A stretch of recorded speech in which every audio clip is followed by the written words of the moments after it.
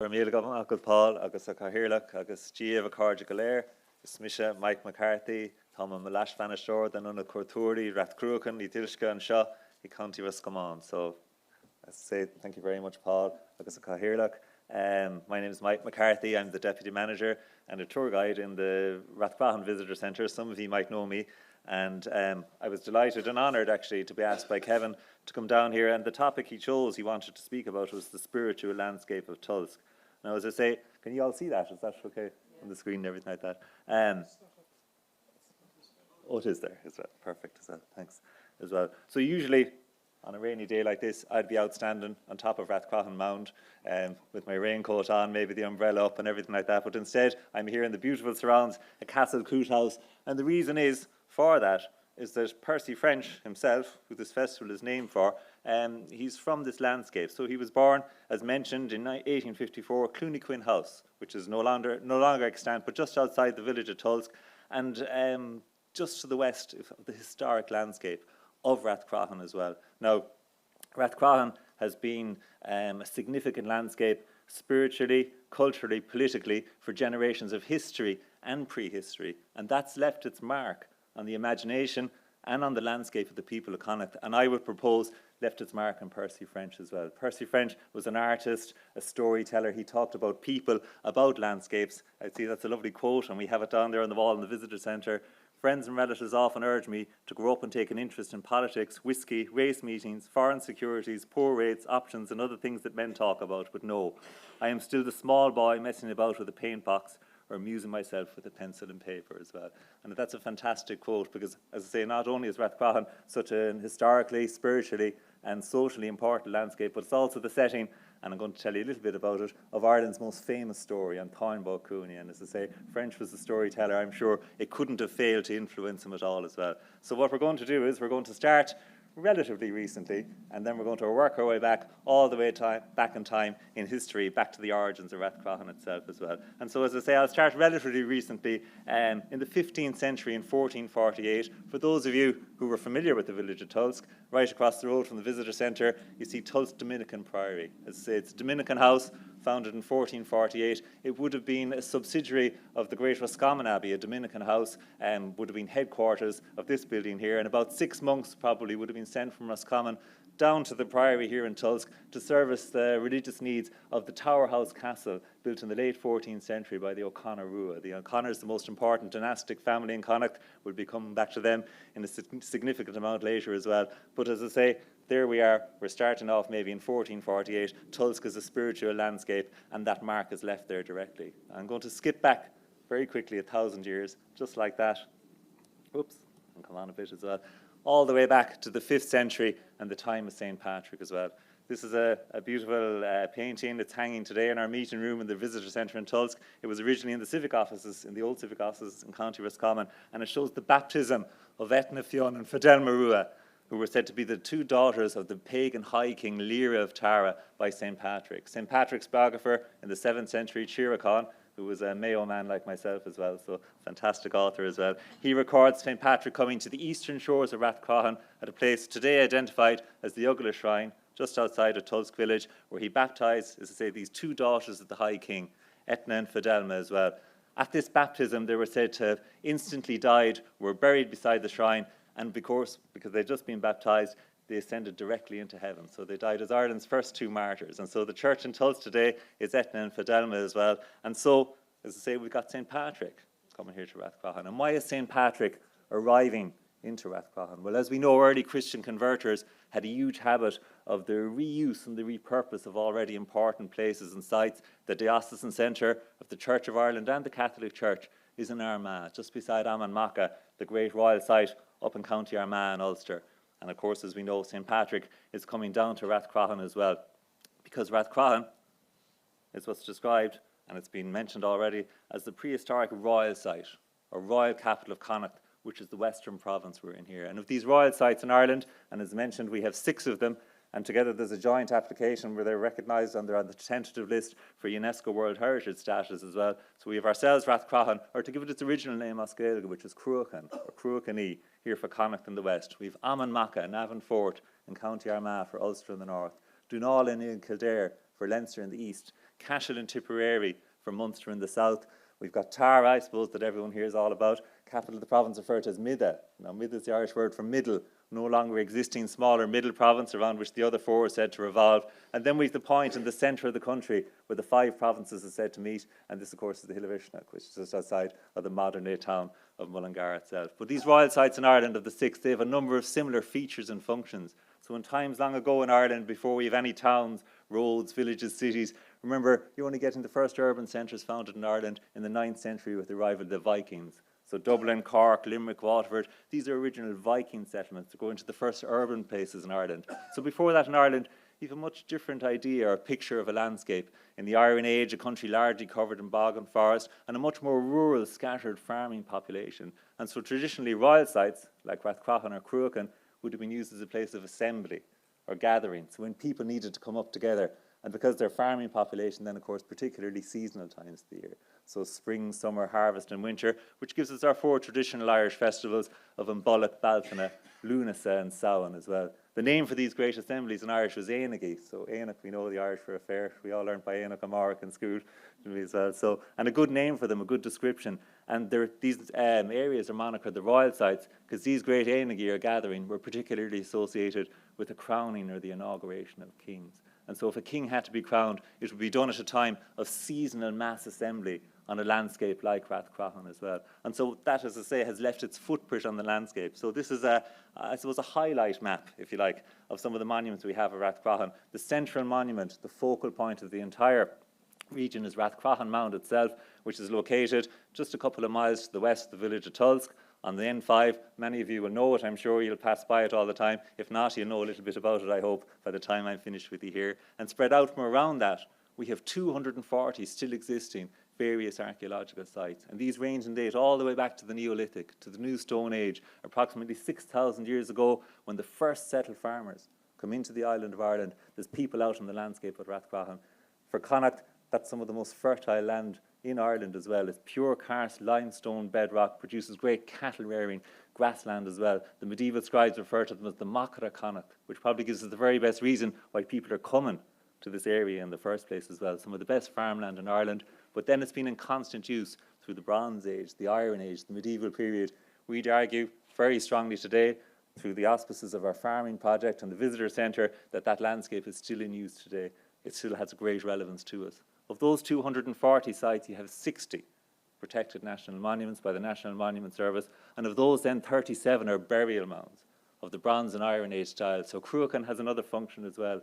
As well, it's been a place of seasonal mass assembly, of royal inauguration. It's recorded by the medieval scribes as one of the 3 great heathen cemeteries of Ireland, or a burial ground for kings, alongside the monuments of Brúna Báine, which would be Newgrange, Nouth and Douth in the Boyne Valley, and Taltu, Teltown and County Meath as well. So the landscape of Rathcroghan is not only, as I say, a place of seasonal mass assembly, a place of royal inauguration, but it's also a very high-status prehistoric graveyard, the traditional burial place for the kings of Connacht. So, as I say, a spiritual landscape all the way back as far as the Bronze Age we're finding as well. As well as these funeral monuments, we have Rathana, ring forts, standing stones, earthworks, the ritual mound of Rathcroghan. We've got a cave that Professor Gibbons mentioned to me earlier. It's described in our literature as an entrance into the other world. It's also occasionally described as a gate to hell, but that's a little bit strong. I don't think there's any gate to hell in Rathcroghan. Anyone who's ever been in there with me, you'll find it's more of a gateway to a lot of mud as well, rather than hell as well. So it's certainly not that as well.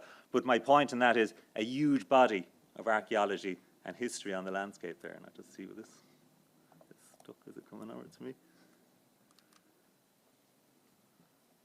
Oh, that's all right. It's stuck a little bit. I'm just coming on to the next image, and it's just basically a reconstruction drawing which is done by a great artist who we've commissioned to do a number of works for us called J.G. O'Donoghue, and it will show there he goes, an image of what Rathcroghan might have looked like, an artist's interpretation at its heyday, with people gathered from all over the landscape to gather there. Now, as I mentioned, not only is there a huge body of archaeology and history associated with the landscape, but way back in the Iron Age, and the Iron Age for Ireland, 500 BC to 400 AD, roughly 500 years either side of the time of Christ, and very important for us to note, again, we're differing from Britain and mainland Europe, and we don't have the Romans coming here to conquer us, so we've no written history from this period. We only begin to gain written history in Ireland after we mentioned in the 5th century with the coming of Christianity brought the Latin alphabet and first attempts put the Irish language back down into writing. But way back in the Iron Age, 2,000 years ago, around the time of Christ, where a very famous queen, I'm sure you've all heard of Queen Maeve, correct? Many of you heard me talking about her before as well. This is where she rules Connacht from. And so the Táin Bó Cúailnge, the Cattle Raid of Cooley, which is our national epic tale, it's like our Iliad, our Odyssey rolled up into one. What's lovely for us is it not only begins in Cruachan, but it ends there as well. And so there's a massive body of folklore and mythology very uniquely associated with this landscape. And so what we'll do very briefly, because I know we have to catch up on our time a little bit, Paul, is that we'll have a quick overlook at how our history, our archaeology and our mythology blend together and maybe give us a picture of what was going on out in the landscape way, way back in the day, and maybe particularly how that might have influenced Percy French directly as well. So, I'm coming along. Anyone ever seen that image of Queen Maeve before? You see it knocking around. It's kind of like a Viking Maeve, would you agree as well? It was done in 1906 by a German artist. His name was J.C. Leyendecker, but was commissioned by Theodore Roosevelt, the American president, actually, for an article he wrote on the Ulster Cycle of Tales for the Century magazine. So Maeve was an influential figure, if you like. She was influencing powerful leaders right into the modern day period as well. And coming along again to probably the other most famous as well. You'll all remember that one. Before the standardization of the European currency, when you had a pound back then, you felt like you had money, didn't you? It was just, it was in like that as well. But there she is, directly on the front as well. Now, to be on a national currency, you have to be someone of massive iconic status. To be number one, I think it shows you, if you like, the place that Maeve holds in our national psyche and in imagination itself. But as I say, I'm going to give you a very, very brief overview of the Táin. If you like a story, would you fancy a story? Yeah, that's all right, very good as well. Because the Táin begins way back in the Iron Age in Cruachan with a very famous chapter. It's referred to as the Pillow Talk of Maeve and Ailill. There's Luala Brocke's very famous illustration from Thomas Kinsel's 1969 edition. So Maeve is Queen of Connacht, daughter of Ucky Féile, High King of all Ireland. Her husband Ailill MacMata was the younger son of the king over in Leinster. The royal couple are in bed, like we see here in the palace in Cruachan, and an argument breaks out between them. They're a married couple, right? So it doesn't matter what era or age you're talking about. That's the way it can go. Because Ailill says to Maeve, aren't you a very fortunate woman to be married to such a rich and wealthy man like myself? Now, very important for us to note in traditional Irish law and Brehon law, there's at least 7, if not up to 9 various types of marriage contract. But Maeve and Ailill are engaged in the most preferred type, referred to as a marriage of equal property. So when they became married, it was agreed they'd have to be equal in every single measure. So Maeve pulls him up pretty quick and says, I think you'll find I'm every single bit as rich as you. Like any good argument between any couple, you can't give in. And so it goes back and forth all night until nothing will do but out onto the plain of Cruachan. They're going to come in the morning, they're going to pile up their stuff, and they're going to see who's the richest, who's got the lot. And they find that they compare all their wealth and all their possessions. They're equal in every single aspect. You probably can't really see him, but he's over there, except for one, this great white horn bull that Ailill owns. His name is Fin Venach. So Fin or Fionn, the Irish for white or blonde or fair. Venach is for loined or flanked. So this great white-flanked, white-horned bull that Ailill owns, Maeve has no match in her own. Now, this is no ordinary bull. It says the 30 young fellas can stand from the nape of his neck all the way down to the tip of his tail. So that's 2 good hurling or football teams. There's a lot of talk about football here. So you just about get this bull into Hyde Park, I think, today. So this is a serious animal. Maeve is a proud queen. This isn't sitting well with her. So she inquires, is there anywhere in the island of Ireland the match of Fin Venach? And she's told there's only one. This fellow over here beside him, known as Dun Cúailnge. So Dun, we know the Irish for brown. And Cúailnge is for the Cooley Peninsula, all the way the clear far side of the country, in County Louth, north of Dublin, sticking out into the sea, like Carlingford and Omeath. This area of Cooley obviously is in the province of Leinster today, but in these Iron Age times we're talking about, it's part of the northern territory of Ulster. And this Dun Cúailnge, this brown bull of Cooley, is belonging to a chieftain. His name is Dara MacFiachna.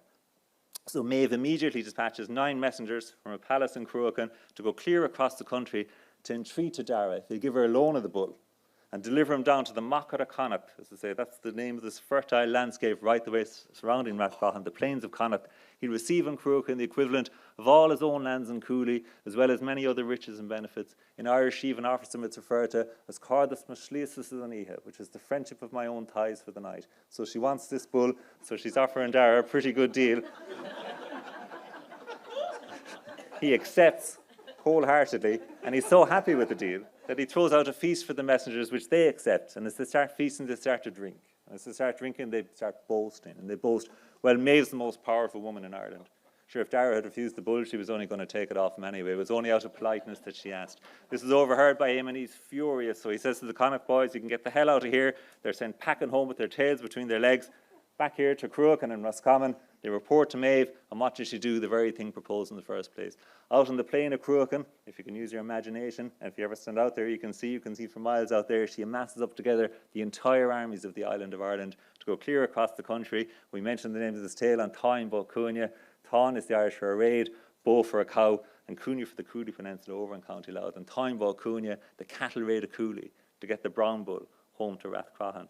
Now, as we know, the Ulster warriors, the defenders of Ulster, they're lying under a curse of a goddess called Macha. This goddess is Macha, a goddess of the other world associated with Ammon Macha in the north. She cursed the Ulster warriors with labour pains. And that's another day's story as well. We might get into that after. If we have time for it in the questions, I'll tell you that story. And as we know, all of them are, there's only one very famous warrior unaffected. This is our boy hero, Cuchulainn. There's Léon Decker's depiction of him as well. Cuchulainn holds up Maeve's armies in a series of single combats outside the modern-day town of Ardee in County Louth, which culminates in him fighting over an epic battle of 4 days, fighting and killing his best friend, Ferdia. He manages to hold on and hold these armies long enough for the Ulster warriors to wake out of their curse, where they come raiding down out of Ulster, rout the Connacht army, put them back across the Shannon, at Athlone. But Maeve, clever queen, she managed to kidnap the brown bull while all these single combats were going on and send him on ahead to Cruachan. And so, I suppose here's where we leave a bit of manuscript tradition and go to a bit of local folklore. There's Rathcroghan Mount at the top of my picture there. Just down below it in the foreground is a huge medieval enclosure referred to today as Rathnadarav. The name would have been collected by John O'Donovan for the Ordnance Survey in the 19th century. So that's a 115-metre wide enclosure. You could put them on Newgrange inside of that. So a massive amount. Rath for a fort, Tara for a bull. Because of the name on it today, this is where the locals say the brown and the white bull came together to fight, and they fight in the landscape of Cruachan over a day and a night until the brown bull kills the white, impales him up on his horns, and he begins a meandering route. There goes the two of them there as well. Oh, I'll go back one more. That meandering route at the bottom of the picture, all the way back home to Cooley, to die at his home, shaking bits of the white bull all over the country. So a portion of the liver on Thay is said to come out of Cruachan. So there's one reason for the naming of Cruachan. Athlone is Athaloo, the fording place of the lines, where the lines of the white bull came down all the way over till he reaches his home in the Cooley Mountains at a place called Drimtarif, the Ridge of the Bulls. When he reaches there, he dashes his head off the side, and again, Oscail gets said, Fleisca Crean Vrolach, his heart explodes in his chest, and he dies. And that's where nearly everyone is dead, so that's where the Táin ends, in a very brief synopsis as well itself. But as I say, an epic tale, absolutely fantastic. Coming up to here, that's then coming along. I skipped myself back. You would have seen this. There's a fashionable production of the introduction to the Táin in the Lower Nahira. That was written down in Clonmacnoise, again was mentioned in the 12th century in the monastery below in Clonmacnoise. It seems to be a copy of an earlier, older manuscript by the Form of the Irish in it from the 8th century as well. These tales are set around the time of Christ, so you have a 700-year gap maybe between when they're imagined to have happened when we're first seeing them committed down into writing. So they're certainly not pure history, if you like. Now, when we were young and we were in school, we were practically taught of them as that. There was a famous Jackson lecture in the 60s which said these tales are a window on the Irish Iron Age. But as we're going to see, even though they're not that, there's very interesting echoes and pointers within them.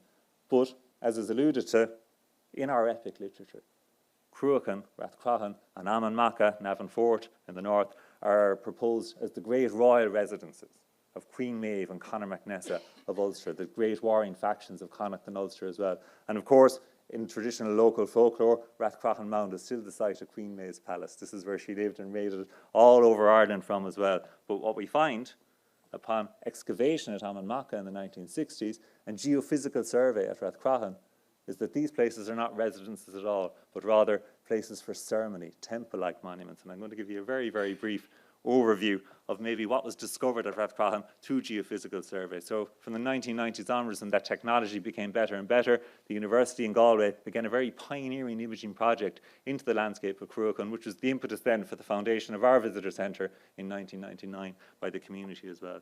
So as I say, very briefly, there's a magnetic radiometry image of Rathcroghan Mound. Is the circular monument in the centre. That's 88 metres at its base diameter, so it's as big as any contemporary monument in the island of Ireland.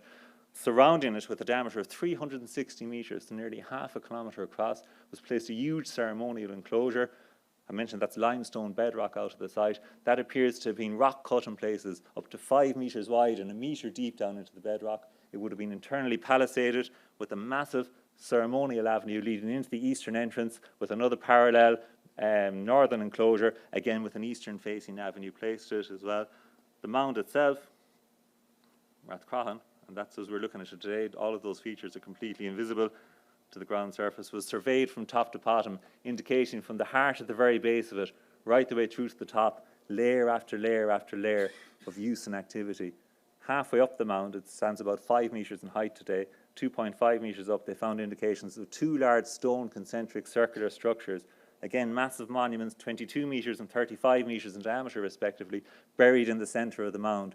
And these appear to bear striking resemblance to a large 40-metre temple monument excavated in Amanmaka in the 1960s and dated to 2100 BC, right into the centre of the Iron Age. So we think, basically, what's buried in the centre of the mound yields an Iron Age date, and this structure, or structures and layers in the centre, culminated in the footprint on the top of a massive 32-metre structure built up on top, mimicking what's buried down below as well. Now, to stand up on top of Rathcroghan Mound, it's only 150 metres above sea level, which in Irish terms is practically nothing. Yet on a good fine day, for those of you who stood up there, looking out directly west, you can see Crowpatrick all the way in the Atlantic coast in County Mayo. That's 90 kilometres away as the crow flies as well. Slieve an Éireann is viewable to your north, and Slieve Bawn to the east. On a very fine day again, the outprint or the footprint of the Slieve Bloom Mountains and the Laois Tipperary border can be seen.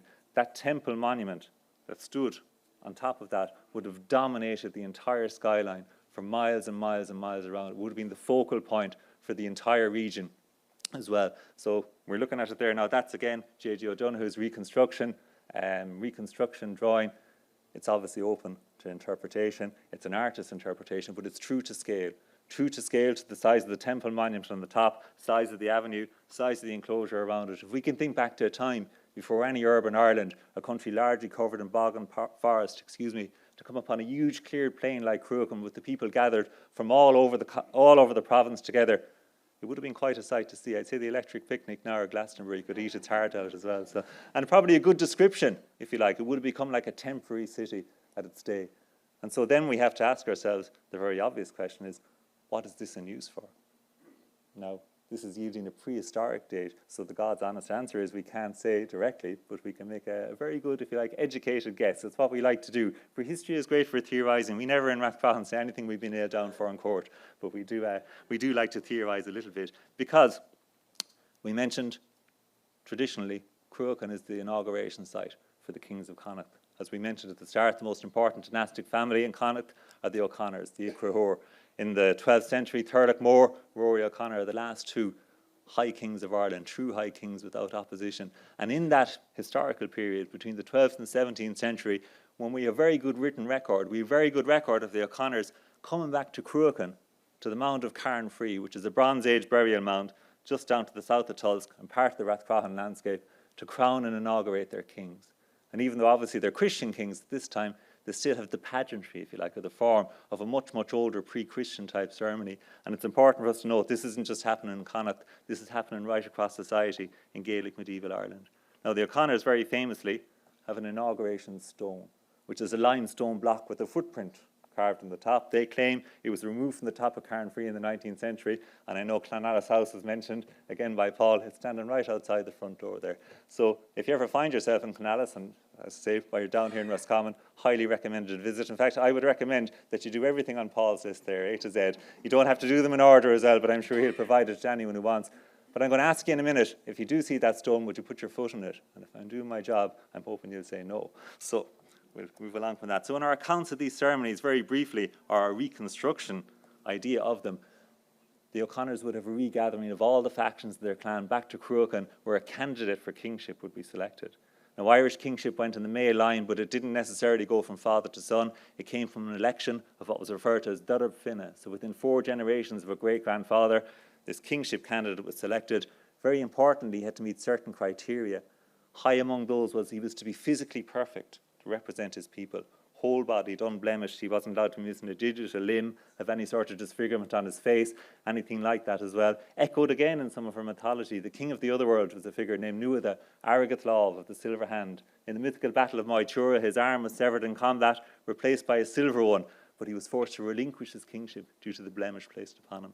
So this perfect king would come up onto the top of his mound, place his foot in his footprint, in view of all his people in his territory, accompanied by his vassals and his sub-kings. He's been inaugurated by that man who's referred to as a filla. Filla, we know, is the Irish word for a poet. But a poet in Gaelic Ireland was much more than that. He was a seer, a diviner, an historian, a keeper of the lore of the tribe. The chief filla was referred to as Olive, still the word in modern-day Irish for professor. So I suppose shows the esteem of learning he was held in. So I've got the king, foot in his footprint, being inaugurated by his Olive in view of all his people and territory in a type of ceremony that was referred to in Irish as banish rí. So banish is the Irish word for a wedding, and as you know, rí for a king. So this is the kingship marriage that's taking place here. So it's a marriage ceremony. So we've got the king, foot in his footprint. He's obviously the husband. To have a marriage, I need one other very important element. He needs somebody to marry. And you know, I'm sure you're a step ahead of me of what he's marrying directly. He's marrying what's underneath him. He's symbolically marrying the landscape itself. Because remember, this is a farming and agrarian society. The welfare of the people depended on the good condition of the kingdom. At that time, it was referred to as a fear flahi, a prince's truth. That's why the king was to be physically perfect. So the king, by symbolically marrying the female entity of the landscape, is taking responsibility for its condition, the production of the harvest, the survival of its people. If you think back to that time, if you're a king of a farming society, if you can't provide the harvest, what good are you as well? People are directly dependent on the landscape for their survival, so it's the most vital thing. Now, this is bringing me full circle, and I'm coming to the end. All the areas of Ireland have a goddess-type figure associated with them. A bit like Gaia, the original Greek Mother Earth, who births the gods and the titans. We mentioned the goddess Macha, who's associated with Ulster in the north. It said when Macha first came into the province of Ulster, the trees were so heavy with the fruit in them, the boughs were bent down double touching the ground. We saw that her removal against her will brought a terrible curse down upon the Ulstermen. The hill of Uisneach at the centre of the country is associated with three goddess figures, Eru, Banva and Fola. At each stage in its history, at some stage in its history, Ireland has borne the name of each of these names. It's still referred to as Eru today. In fact, there's a recent academic suggestion that Eru translates as plentiful land. So that's what the name of Ireland means within itself, a fertile land of plenty. And we come down here to Connacht, and we say, well, who have we got? And again, I say I'm coming full circle, because I'm saying we've got Queen Maeve.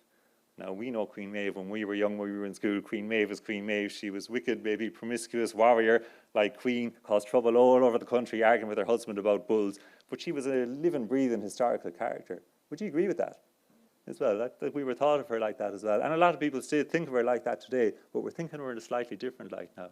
Because as Queen of Connacht, in our stories, our texts, she has up to 7 different husbands and lovers. She's a constant. The king is a temporary figure who comes and goes. There's another version of Maeve referred to as Maeve le Jarrag, a goddess associated with the hill of Tara in County Meath, now thought to be one and the same, synonymous with our own Maeve. That Maeve le Jarrag was said to be married to 5 consecutive high kings of Ireland. So there could not be a king in Tara unless Maeve first consented to wed him. So there's one Maeve and a dozen husbands. So there's 2 ways to look at that. There's the first way you mentioned, or the second is that Maeve is a constant and never changing, and that the king is a temporary figure who comes and goes according to his abilities. So much more likely, we'd say, if you go out and stand on top of Rathcroghan Mound and take in the good, beautiful, green, fertile plains of Connacht all around you, we'd say literally that that's Queen Maeve, that she's literally the landscape, the sovereignty, the territory of Connacht itself, that the king would symbolically marry in order to ensure the welfare, the survival of his people, and that the literary character of Maeve that we all know and love so well, that holds her place in our national imagination, that she's an echo of this earlier symbol of sovereignty and territory, and that she maintains her characteristics. Her numerous husbands, she's said to reign Maeve for 88 long years, yet she's always a beautiful, young, desirous, fair-haired queen. In our medieval literature, the province of Connacht itself is often referred to as Cócéad Maeve, Maeve's fifth, the province of Maeve itself. And I think that's a lovely way to think of it. If you come literally west across the River Shannon, she's on Crayfree, the Cossa, she's the landscape underneath our feet. Everywhere we're looking, all the way out around us as well, we're saying basically that it's all Maeve. So when we bring our evidence in together, our large-scale ceremonial site, the medieval pageantry of the Gaelic inauguration, and the echoes we find from our medieval texts and mythology, we think that could give us a picture of the type of thing that was going on way out in the day, back in Rathcroghan, way back in the day. Does that make any sense? You're still with me there. And so bringing me full circle again, and I'll release you from your bonds as well. Oh, that's why I bring along. I missed one nice slide. Actually, there you go. There's a lovely quote from the Anal Connacht as well for the year 1310. Phelim with MacAir the MacOwen was proclaimed in a style as royal, as lordly, and as public as any of his race in the time of Brian, son of Uckimumudan. And when Phelim had married, the province of Connacht, his foster father waited on him during the night in the manner remembered by the old men and recorded in the old books. And this was the most splendid kingship marriage ever celebrated in Connacht down to that day. So as I say, that's what's going on way, way back in the day. Now, again, bringing my back to my reconstruction image as well. At Croghan Mount today, you're whizzing by on the N5, traffic is going by at 1,000,000 miles an hour. It's standing about 100 metres in from the road, very silently looking on. I mentioned from the heart at the very base of it, right the way through to the top, there's layer after layer of use and reuse and activity, culminating right onto the top as well, where we're in use. We, as I said at the start, argue very, very strongly, still using it today as well.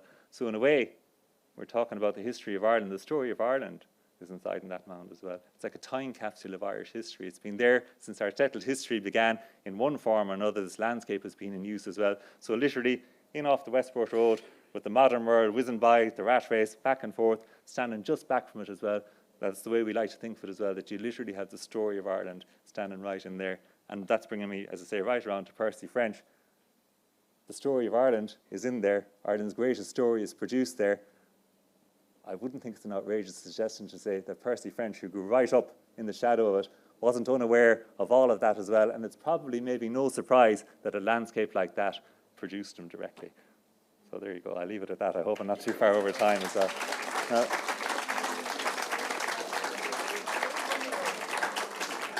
I condensed maybe a usually 2.5 hour talk down into 30 minutes there. Now, I would suggest if I have 2 minutes, and if you would like, it's an option for you. Rather than any questions, I brought the guitar there. Now, it's a Percy French festival, so if I could get a hand, a bit of help, I would sing a Percy French song if you like, or if you like. It's up to yourselves then as well, so we could. But you have to promise to give me a hand. So what I said is I might sing The Mountains of Mourne for you, if you're up for it, but you got to give me a hand with the last time. Is it a deal? Okay. You have a choice. You sure you want me to? You could regret it. Okay, there you go. Oh, Mary, this London's a wonderful sight, with people here working by day and by night. They don't sow potatoes or barley nor wheat, yet there's gangs of them digging for gold in the street. At least when I asked them, that's what I was told. So I just put my hand to this digging for gold. Yet for all that I found there, I might as well be where the mountains of Mourne sweep down to the sea. I believe that when writing a wish you expressed to know how the fine ladies of London were dressed. Well, if you believe me when asked to the ball, they don't wear no tops to their dresses at all. I've seen them myself, and you could not in truth tell if they're bound for a ball or a bath. Don't be taking them notions now, Mary McCree, in the place where the dark morn sweeps down to the sea. There's beautiful ladies, never you mind, with beautiful shapes nature never designed,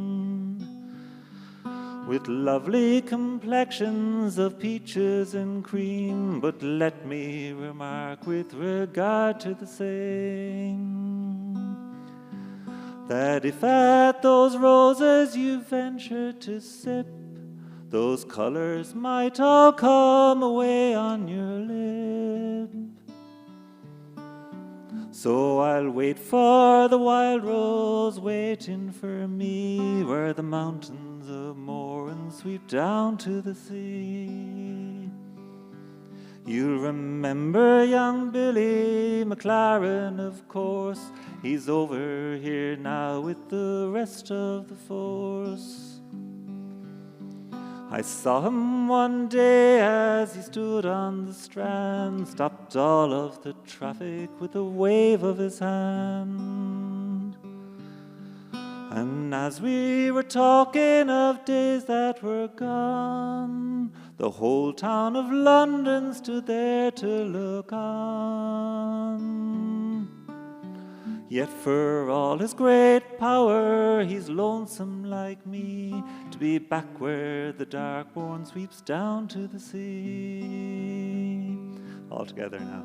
Mary, this London's a wonderful sight, with people here working by day and by night. They don't sow potatoes or barley nor wheat, yet there's gangs of them digging for gold in the street. At least when I asked them, that's what I was told. So I'll just put my hand to this digging for gold. Yet for all that I've found there, I might as well be where the mountains of Moran sweep down to the sea. Thank you very much.